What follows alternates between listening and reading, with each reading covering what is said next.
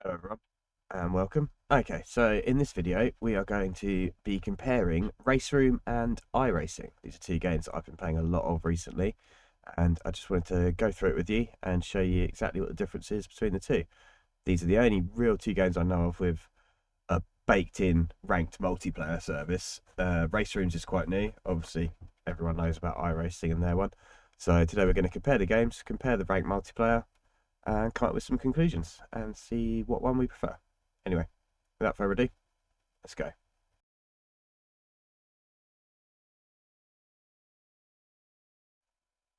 So, to download Raceroom, just go on Steam, search Raceroom, and there it is. You'll have the demo of the game, so you get it download the full game, and there will be some content already there to use, a few cars, a few tracks, just for you to have a go, test it out, and see if you like it.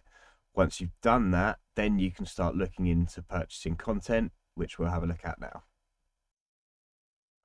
So Raceroom has a bit of a convoluted way of buying things. There's a couple of ways that you can do it. So you can buy directly through your Steam wallet, in which case it's in your local sterling for me, or dollars, or however you want to do it. Or you can go to their website and buy what is called the VRP, which is virtual race points or something like that. And you can buy them for real cash, and then you exchange them for tracks, cars, and stuff in here. So as you can see, the price of cars for quite reasonable is £3.40. These are the only ones I don't own. I bought the packs a little while ago, so these are new cars since I've done it. So you got £3.40 for those, or tracks you've got £4.25, which perfectly reasonable price, to be honest. You can buy as many as or as little as you want. You only need one car from each class to be able to run that class, a bit like iRacing, similar. So if you own one of them, you can race in any race that that class is in.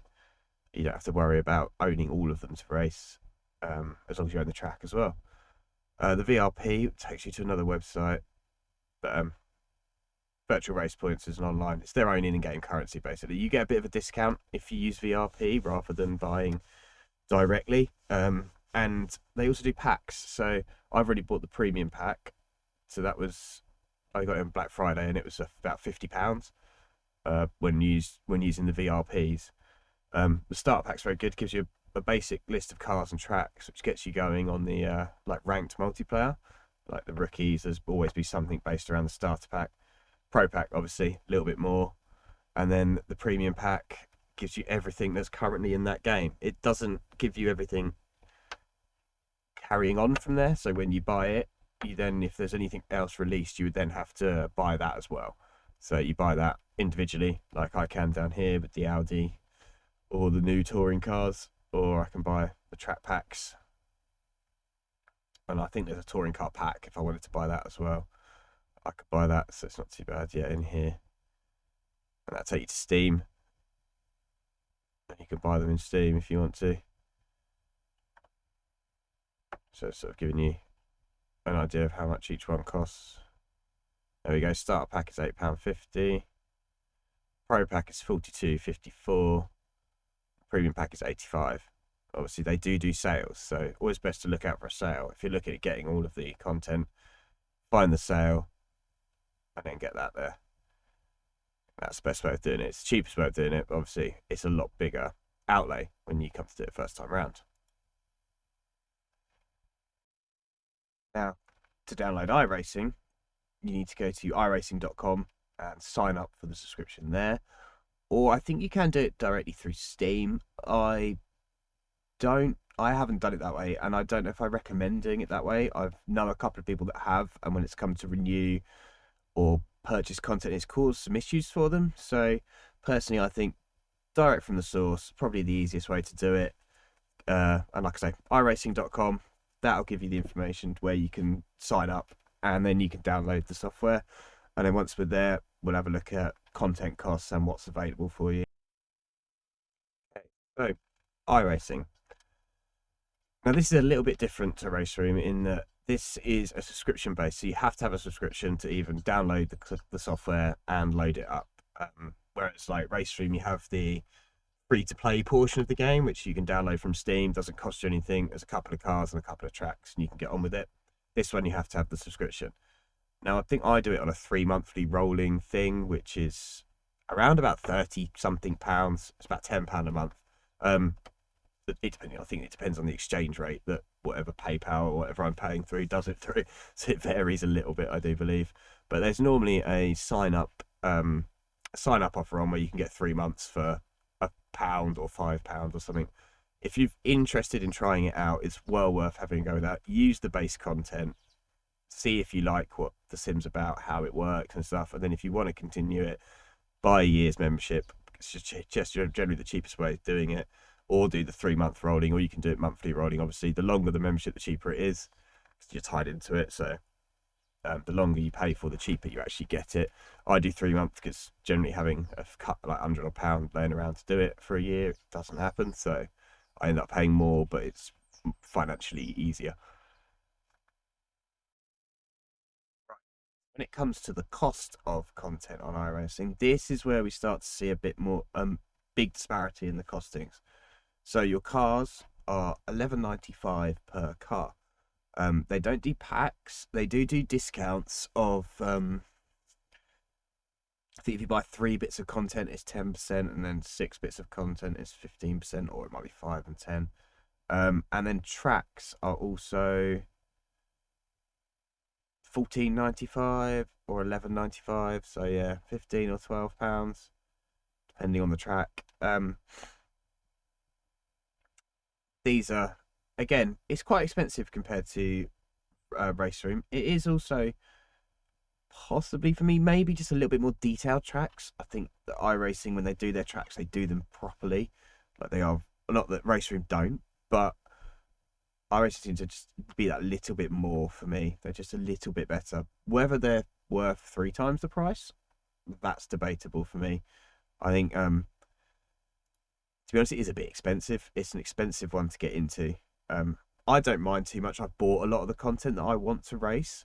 So for me now, it's mainly just my subscription and the odd new bit of content. Like Hockenheim here is on the list of things that I want to get because I love that track. So that will be bought. But a lot of these ones, I probably don't want to race as much. They're not massively as important to me. Zanderfort I might pick up, and Long Beach maybe, because that looks quite interesting. But because I don't want them, you don't have to buy them. So there is always that. You do also get some money back for competing in the series. So if you compete in 8 weeks, I think it is. Where is it? Licenses. So like here, you see you get credit back up to about 10, 15 iRacing dollars if you compete enough weeks of each one. So you get a little bit back, but it's not enough probably to offset that. Also, the other big thing to think about is if you let your subscription lapse, you don't have access to any of the content you've bought. So you have to have an active subscription to even be able to use the offline AI on the stuff you've already paid for. So that's quite a big thing for a lot of people. A lot of people want access to stuff they've paid for, even if they don't keep up the subscription, even if it's just offline to be able to drive around on your own or with AI. But that's not an option with iRacing. Whereas obviously with Raceroom, once you've paid for it, you've got it, you can use it offline. There's no subscription, so it's yours to keep forever. So now we're looking at sound and graphics. Now, to me, this is quite a subjective thing to talk about. I don't really notice graphic levels when I'm racing. I'm concentrating on what's going on and where I am and cars around me and stuff. I don't tend to notice the sort of pretty elements of things, whereas some people, graphics are a deal breaker. So they both run on fairly old engines. It's so to say that whilst I think they still look pretty good, they are not the most advanced graphics in sim racing as it stands now. There's definitely been improvements with things like ACC and Automobilista to even Project Cars is a very pretty game for all its flaws. So yeah, there's room for improvement on graphics. What I'll do now is I'll put up a little montage of a quick lap of Bathurst in the Porsche RSR, which is a car I have across both games. Give you a quick comparison between the sounds and internal and external cameras on the default like TV settings. It changes itself, and you can have a look and see what you think. So let's roll that footage.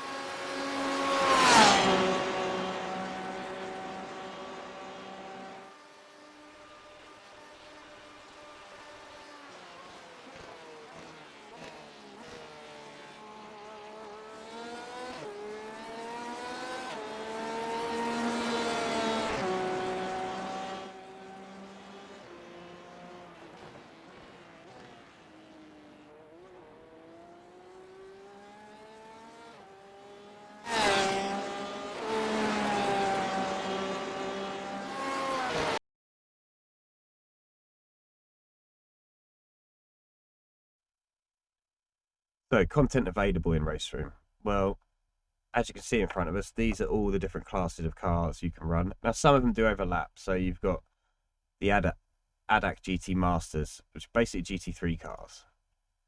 And you'll find that some that are in there are also in like the GT3 pack and stuff like that. So, some do overlap, but as you can see, we've got a bit of everything. So, we've got touring cars right from the classics, such as the Volvo 240 Turbo, a particular favourite of mine, all the way up to the modern ones, which I don't own yet, but these are the brand new 2021s and all the way through. The 2014s and 2015s are actually quite good fun.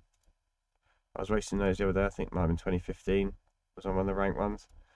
They're really good. You've got Porsche Cups, Classic Carrera Cup, more GT3 cars, the esports shopping trolley that they added for April Fools. Where is it? They've got electric. The Cupra E-Racer. That's really weird because it's got no gears really. It's so odd not shifting up and down and having that revs and stuff. Some really good stuff in it. DTM, especially anyone fan of DTM. Loads of different models of DTM from 92 all the way through to 2020. You just got the two makes in 2020 before it died and became a GT3 championship again. And some classic Mercedes ones, 95, 2005, 2003. So yeah, lots of DTM stuff, which is excellent. And the Audi TT Sports sort of back up the DTM a little bit. Prototypes, slightly older prototypes, but still good fun. Yeah, so as you can see, there's plenty to get yourself engaged in. Loads of different things running. Tracks. So tracks in Raceroom, we have quite a few to choose from, to be honest. 1, 2, 3, 4, 5, 6, 7.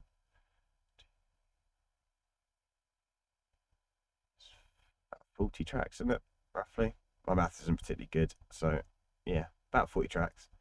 A lot of the big ones. So you got Bathurst, you got Monza somewhere, I think, which everyone loves. Imola, Suzuka, Spa, Watkins, Brands, Laguna Seca, Silverstone. Then you got you got Macau, which is an evil circuit. And we got a lot of like more unknowns. So like I don't even know how to say that. Galerison Arena or Dekra Lautstring.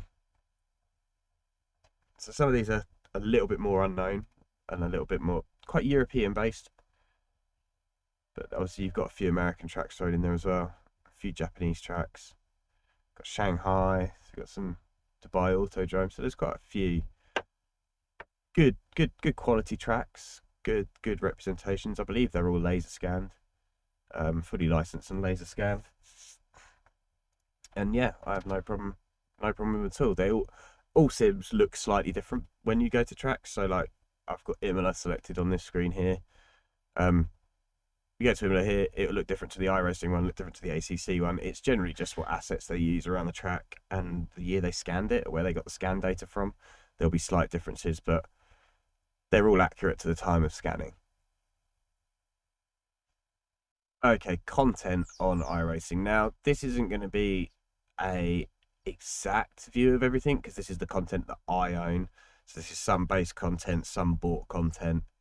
You obviously start with the base content. You start with a certain amount of cars and a certain amount of tracks. These are enough to do a bit of everything. So give you the opening in dirt, oval, road, and dirt road. You'll be able to do all the rookie races. They're all based around free content, and then some of the D class. And then as you work up through your license progression, you'll need to buy tracks and buy content and stuff. And this is how they sort of build their progression in, but also you can get all the way up, I think, just using base content and picking the weeks you race. But obviously, if you want to race every week, like I do, you tend to nail down buying the most popular tracks and then selecting a car series that you want to run in. It's very difficult to test the cars. You can test the cars when the service is down for updates. You can then test the cars, but you can't test any other time. So you kind of have to buy it to see if you like it, which personally I believe they should have a test drive. I know Raceroom has a test drive.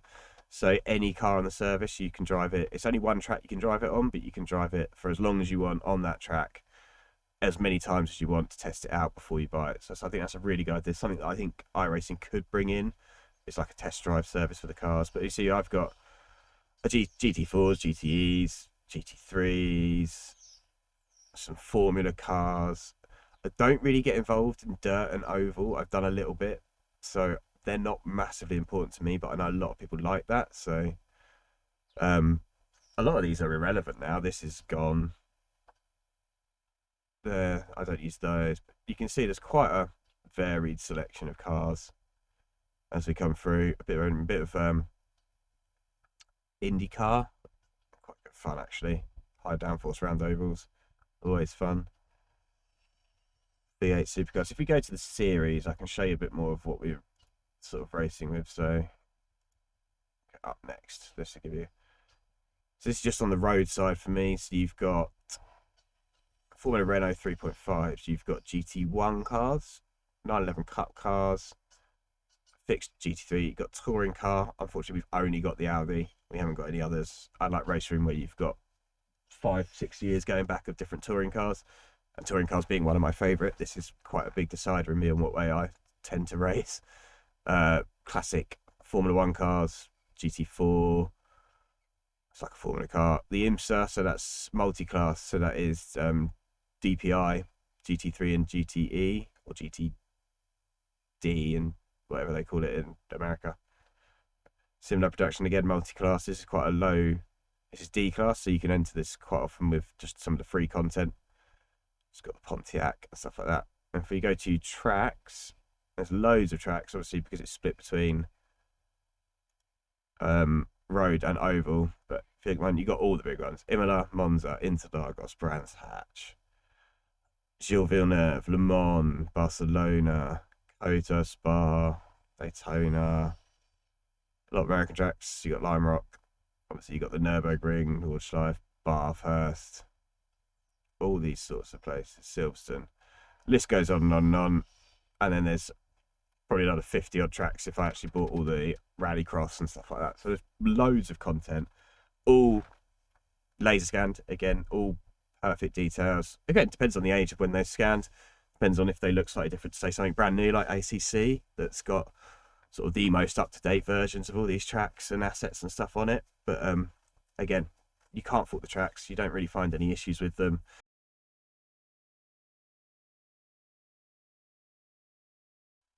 So the big question, the multiplayer. So we're looking at Raceroom at the moment. Go into the multiplayer section, make sure you've got ranked selected, and you'll see come up the available ranked races at the time. So I'm in Europe, so I look for them. So we've got the Raceroom Raceway in GT4s, GT3s at Monza. We've got touring cars, older touring cars, 2017, 2016, 2015 at Spa, and another GT3 in Monza down here. So the way the ranked works, they're very similar to the iRacing thing. So you've got a reputation and a ranking. If I pull mine up, I'll show you mine. So go to ranked multiplayer. So you got reputation, mine's 92.9, and rating is 1564. So what that means is your rating is how skillful you are, and your reputation is how clean you are.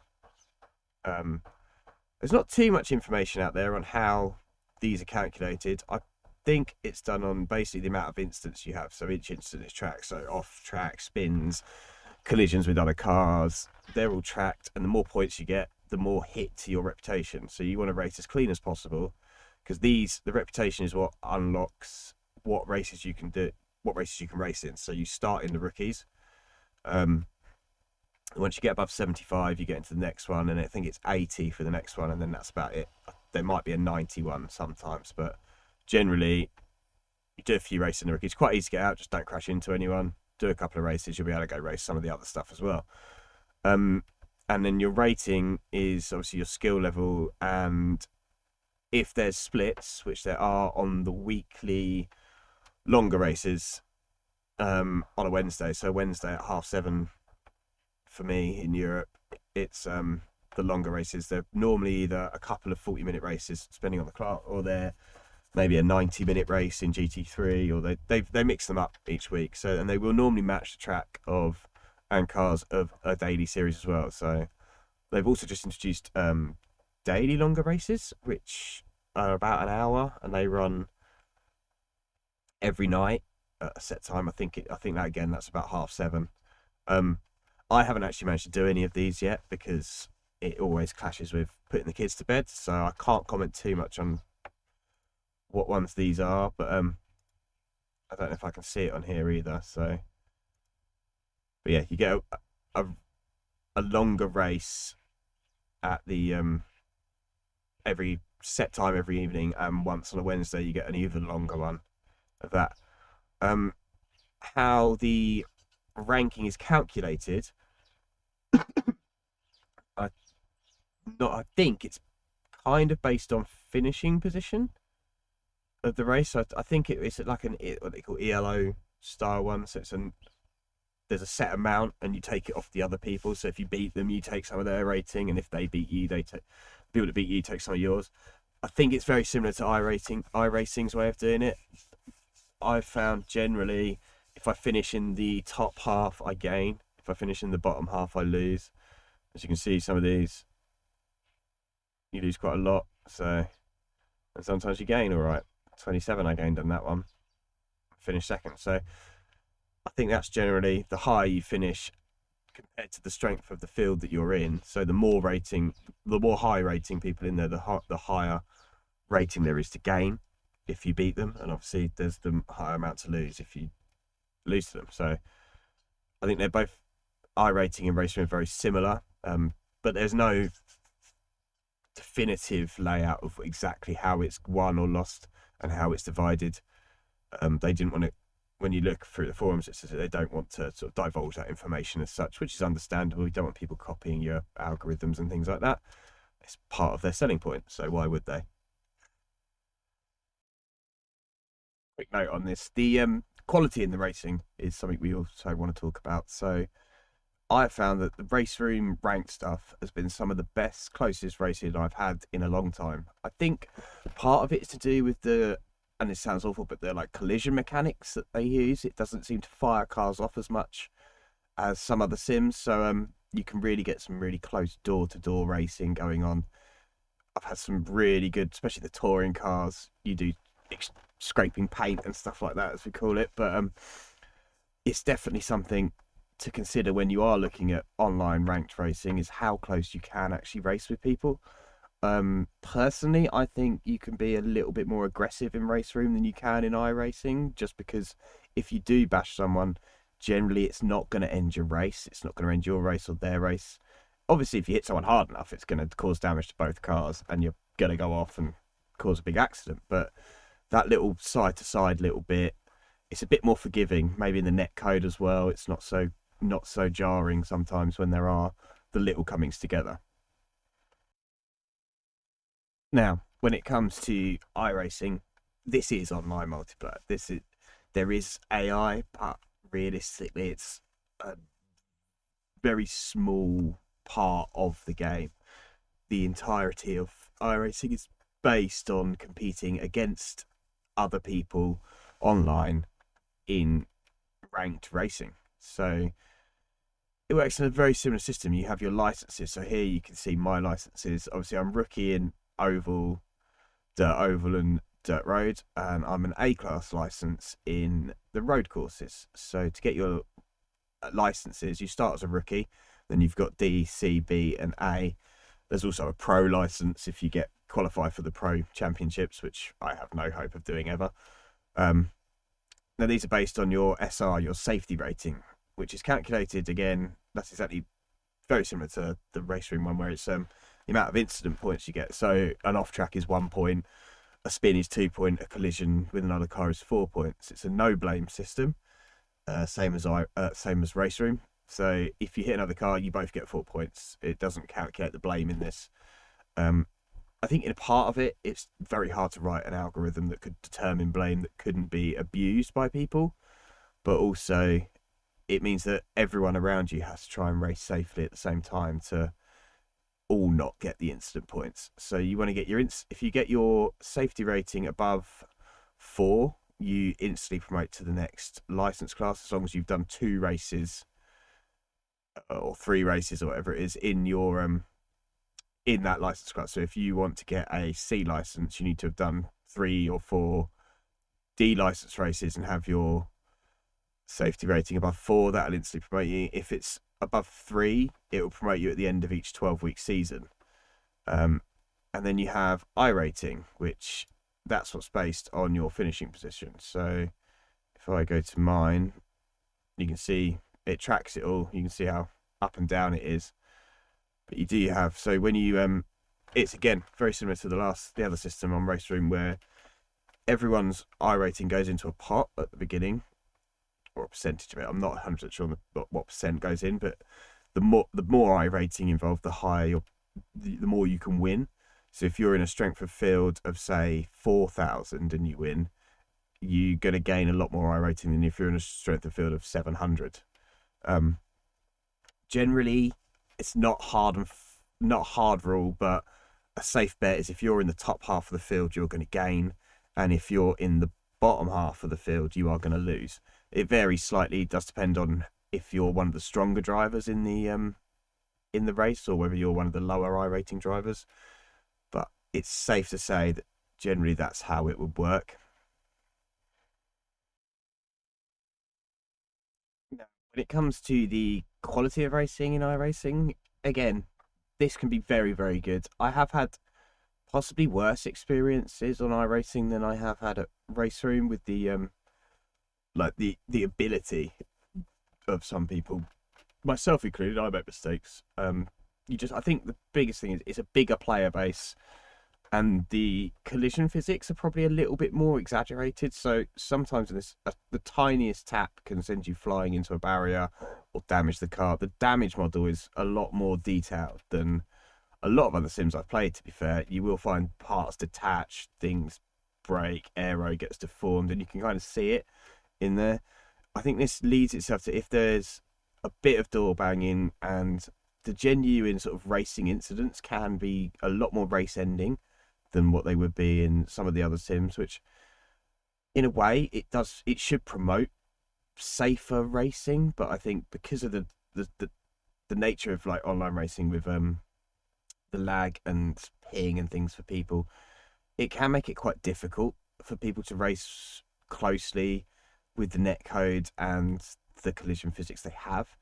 Now, by all means, it's not a downer on iRacing at all. I play a lot of iRacing. It's possibly my favourite sim for online racing because of the amount of content it has. You can jump in. There's always going to be a populated lobby, which is something Raceroom does tend to struggle with. Like, you get the peak times where the lobbies are full, and then you might come on a little bit later on in Europe, say.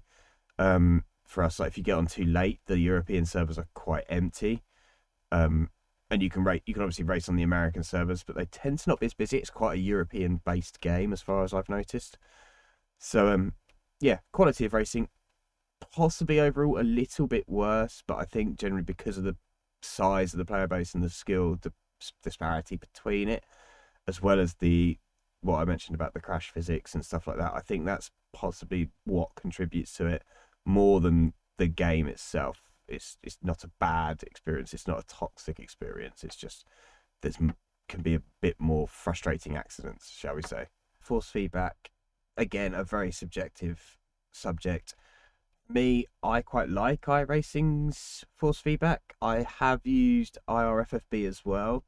I don't always use it, but for some cars I prefer it. Other cars I don't mind the default force feedback settings in iRacing. Raceroom, however, I think is better. I think it has a better force feedback system.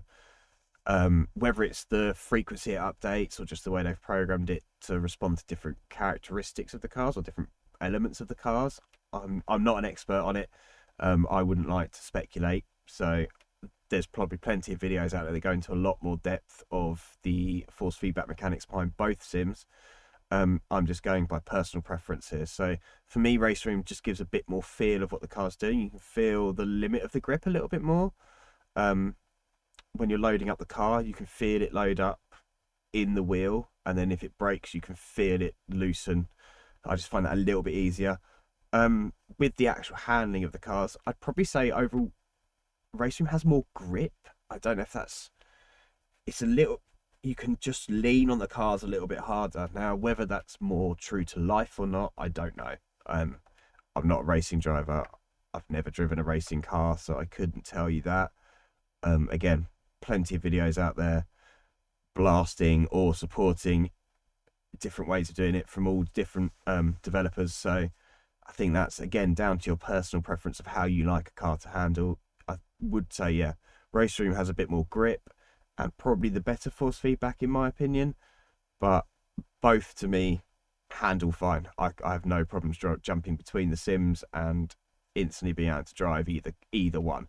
So I don't think there's really an issue there as a competition element for anyone. I think it's just what you personally feel suits your style of driving or suits the feedback you want to get from it.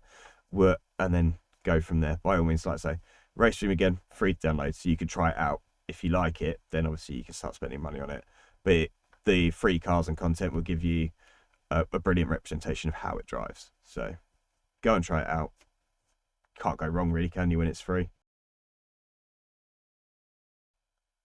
To be honest, it's very hard to call a winner. I think Raceroom is definitely improving what it's offering. It's bringing in more and more races every week, with the longer ones daily and the really long one weekly.